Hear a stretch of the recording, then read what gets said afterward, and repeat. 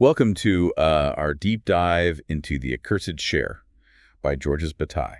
Yeah, it's certainly a challenging text. It is, and I think, for folks who maybe haven't encountered Bataille before, Right. it might be good to just take a minute to sort of situate him in the intellectual landscape. Yeah, absolutely. I know he was connected to the Surrealists, but his work seems to go well beyond that sort of milieu. Yeah, I mean, Bataille's a really fascinating figure, and his intellectual trajectory, I think, is really interesting to trace out. Okay. So, he was born in 1897, and I think his life was really marked by this kind of, a lot of intellectual exploration, but also a lot of personal turmoil. Okay. And, he had training as a librarian and archivist, but his real passions were in, philosophy, economics, sociology, literature. Wow, that's quite a range. Yeah, he really wasn't content to stay within the confines of any one discipline. It sounds like it on. He was a real restless intellect, always kind of pushing the boundaries of conventional thought. And so he was deeply involved in the Surrealist movement for a time. Right. But he eventually breaks from André Breton. Okay. Finding the movement a little too restrictive for his own explorations. Interesting. And he even goes on to form his own secret society called Acephal. Wow. Which focused on what he called headless thought and ritualistic practices. Okay, headless thought. I'm intrigued. Yeah. It's a really, I think, kind of a concept that speaks to Bataille's rejection of traditional hierarchical ways of thinking. Okay. He's really interested in exploring the aspects of human experience that defy categorization, What? that lie beyond the reach of reason. So we have this figure, Bataille, who's deeply skeptical of conventional wisdoms. Yes. Fascinated by, as you said, the irrational, the ecstatic, the transgressive even. Yeah. How does this lead him to the Accursed Share? Yeah, so the Accursed Share is really Bataille's attempt to grapple with what he sees as this kind of fundamental problem at the heart of human existence. Okay. And this problem is the problem of excess energy. So he's not just talking about economics in the traditional sense. Well, at all. Okay. Bataille's approach is much broader than that. Okay. He's really interested in the flows of energy that govern all aspects of existence. Okay. From the biological to the social to even the cosmic. And he argues that the sun, the source of all energy for life on Earth, Right. constantly provides more energy than the planet can use for growth and reproduction. So we're constantly bombarded with this surplus energy. Yeah. So what are we supposed to do with it? That's the central question that Bataille is exploring in The Accursed Share. Right. And he argues that this excess energy, what he calls the accursed share, must be expended. Fair. And sometimes this happens productively, through things like growth, reproduction, labor. But a significant portion of this excess energy has to be spent in ways that seem wasteful or even destructive from a purely utilitarian perspective. So he's turning the whole idea of efficiency on its head. Yeah. He's saying that waste is not just inevitable, but it's actually necessary. Precisely. Wow. Bataille argues that the way we expend this excess energy shapes the course of human history and civilization. Okay. He sees war, ritual, sacrifice, and even art as forms of non-productive expenditure that serve to release the surplus energy and maintain a kind of cosmic equilibrium. So that leads into the concept of solar economics, right? Yes. Solar economics is Bataille's attempt to develop a framework that can account for these flows of energy on a cosmic scale. And he argues that traditional economics, with its focus on scarcity and utility, just completely fails to grasp this fundamental problem of excess. Okay. That really governs all life. So it's like we're trying to manage this overflowing abundance with a system that's designed for scarcity. Yeah, it's no wonder that things feel so out of balance. Yeah. Bataille's arguing that we need a new way of thinking about economics, one that acknowledges this role of excess and the necessity of non-productive expenditure. Okay, so we have this foundation of solar economics and the problem of excess energy. Right. How does Bataille connect this to the specific arguments that he lays out in The Accursed Share? Well, he begins by challenging the very foundations of classical economics, right? Sure. So in the introduction to the book, he introduces this concept of general economy, Okay. which he contrasts with what he calls, restricted economics of the classical tradition. What's the difference? So restricted economics focuses on, the management of scarce resources for the purposes of production and consumption. Okay. It's a system that's designed to optimize efficiency and to maximize utility, right? Sure. General economy, on the other hand, takes a much broader view, encompassing all forms of energy expenditure, both productive and non-productive. So it's a way of thinking about economics that goes beyond the narrow confines of the market. Exactly. Bataille is interested in the larger flows of energy that govern all aspects of existence, Right. not just the portion that is captured by human economic activity. And he sees this general economy as essential for understanding this problem of excess energy. Absolutely. He argues that the restricted economics of the classical tradition just fails to account for this fundamental problem of surplus that is inherent in life itself. Right. It's a system that's constantly trying to control and contain a force that is, by its very nature, excessive and overflowing. So it sounds like he's saying that we need to fundamentally rethink our relationship to energy, to abundance, to the very idea of waste. That's the heart of his critique. Okay. He's challenging us to see the world not as this collection of scarce resources that need to be hoarded and exploited, but as a system of overflowing energy that demands to be expended. And this is a perspective that's not just relevant to economics, but to all aspects of human culture and experience. Okay, so let's dive into the first chapter of The Accursed Share, which is titled The Meaning of General Economy. Okay. What is Bataille laying out for us in this chapter?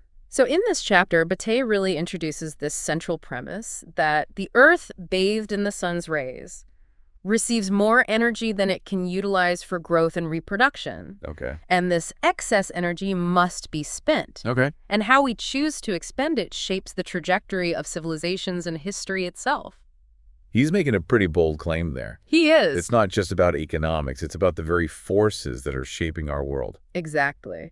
Bataille arguing that this exuberance of life, its tendency to grow and expand beyond what is strictly necessary, is a direct manifestation of this surplus energy. Right. And this exuberance can't be ignored. It must be channeled.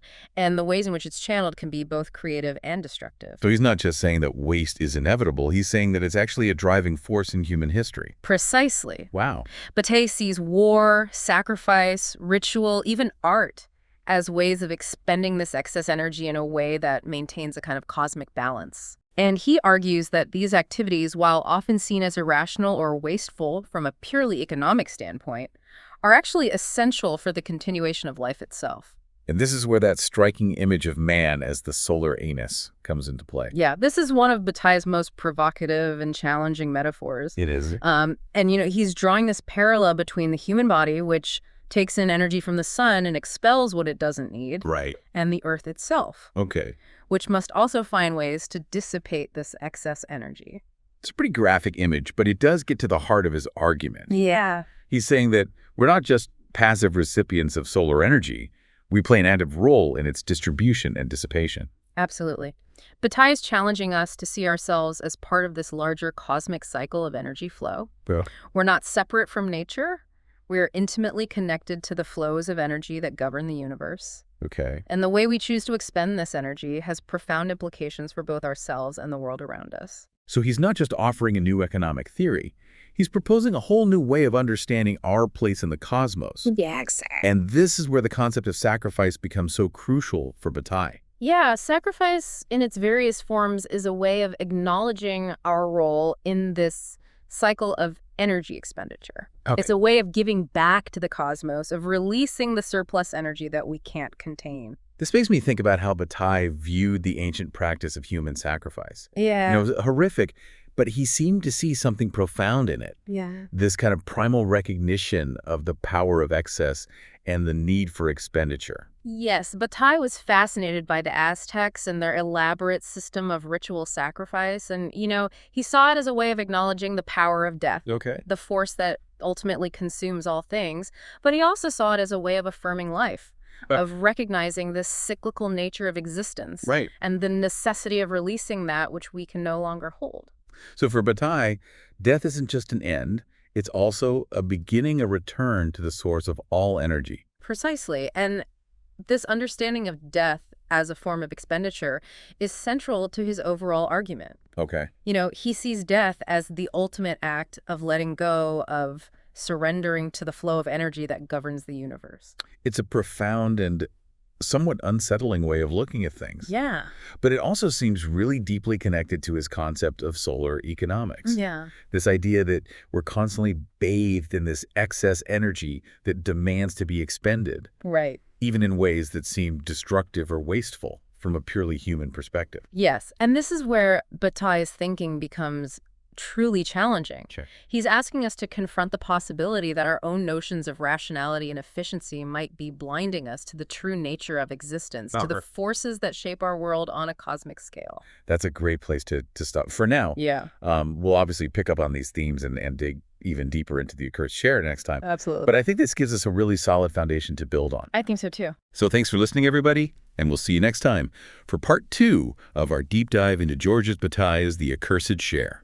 Looking forward to it. Picking up where we left off last time, I think it's really helpful to explore how Bataille's solar economics plays out in the context of war. Yeah, and Chapter 2, the military order, really gets into that. And it's a pretty chilling analysis, especially given the events of Bataille's time. Yeah, I mean, Bataille, writing in the wake of World War II, had witnessed firsthand, the destructive potential of modern warfare. But rather than simply condemning it, he really sought to understand these deeper forces at play. So he saw war, as horrific as it is, as a form of energy expenditure. Exactly. Bataille argues that war throughout history has served as a means of expending this excess energy and redistributing wealth and power. It's a violent and destructive process, but from the perspective of general economy, it actually serves a function in the larger scheme of things. So he's not glorifying war, but he is trying to understand its place within this broader framework of energy flows. Exactly. Bataille is not advocating for violence. He's simply trying to analyze the underlying forces that drive human behavior, even those that are destructive. And, he points out that war throughout history has often served as a means of redistributing wealth and power. So in a sense, war, while horrific, can also be seen as a part of this larger cycle of expenditure that Bataille is describing. Exactly. He's not saying that war is good or necessary. He's saying that it's a manifestation of this deeper problem, this problem of excess energy that must find an outlet. This brings us to Chapter 3, the sexual order. How does Bataille connect his economic ideas to sexuality? Well, this is where Bataille's ideas become especially provocative.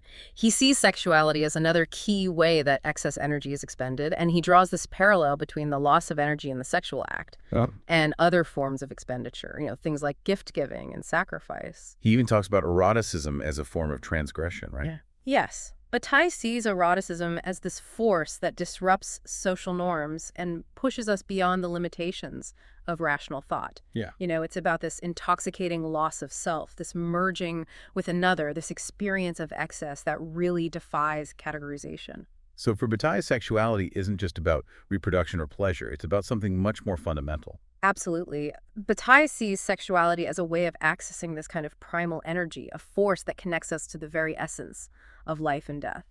It's interesting how he links this to the concept of death. Yeah, death is always lurking in the background of Bataille's thought. He sees death as the ultimate form of expenditure, the point at which all energy is dissipated and returned to the cosmos. So are you saying that Bataille sees eroticism as a kind of dance with death? In a way, yes. Bataille is fascinated by the ways in which life and death are intertwined, and he sees eroticism as this kind of point of intersection between these two forces. Okay, let's move on to Chapter 4, religious order. How does religion fit into Bataille's schema of general economy? So Bataille sees religion as another system for managing this excess energy, and he analyzes various religious practices, from sacrifice to festivals.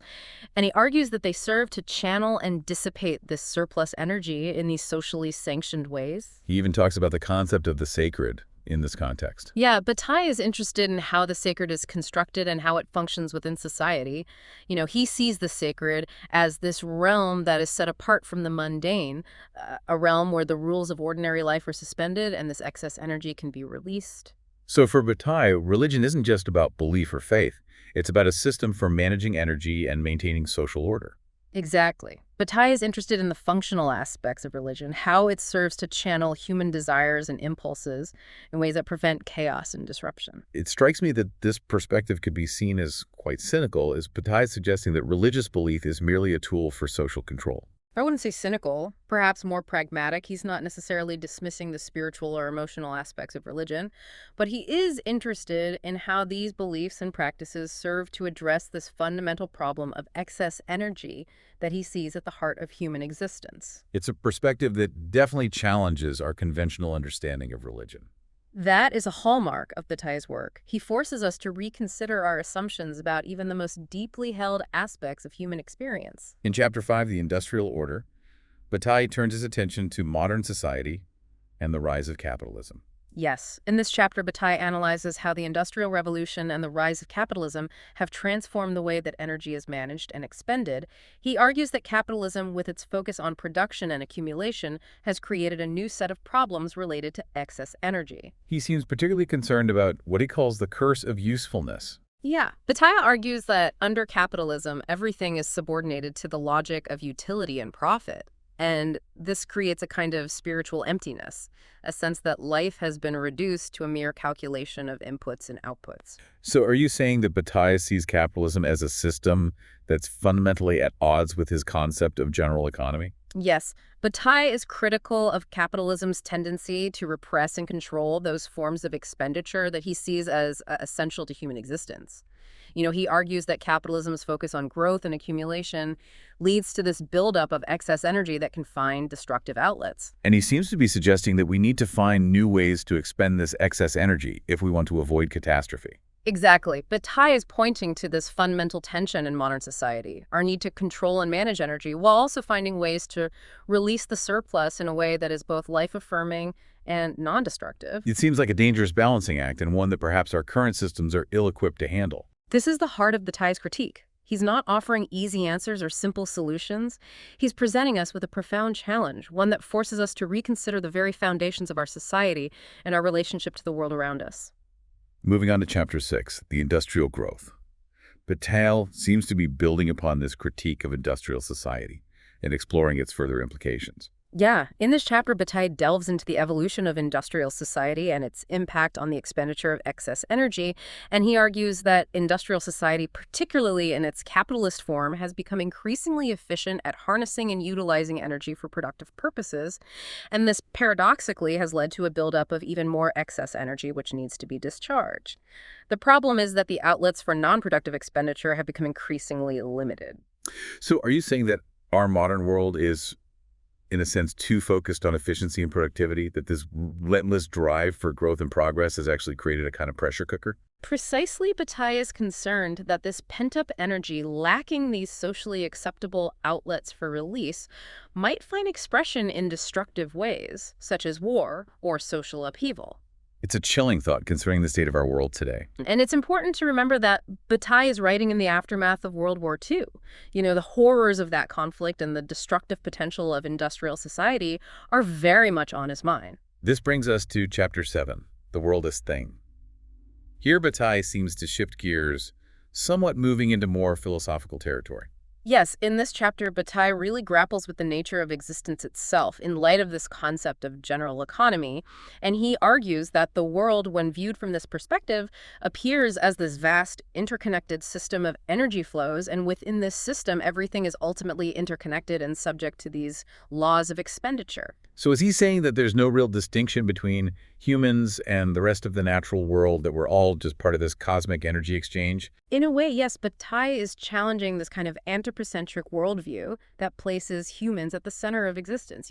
He's arguing for a more holistic view, one that recognizes the interconnectedness of all things and our place within this larger web of energy flows. This seems to tie into his critique of traditional philosophical thought, particularly that Cartesian split between mind and body.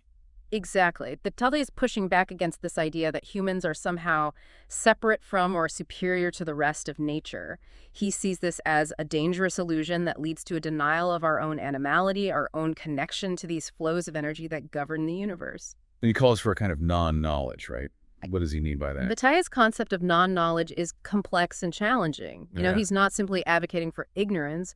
Rather, he's arguing for a way of knowing that goes beyond the limitations of reason and logic. He's interested in those forms of knowledge that are accessed through experience, through intuition, through those aspects of our being that defy categorization and control. It's like he's saying that true knowledge often lies beyond the realm of what we can grasp intellectually.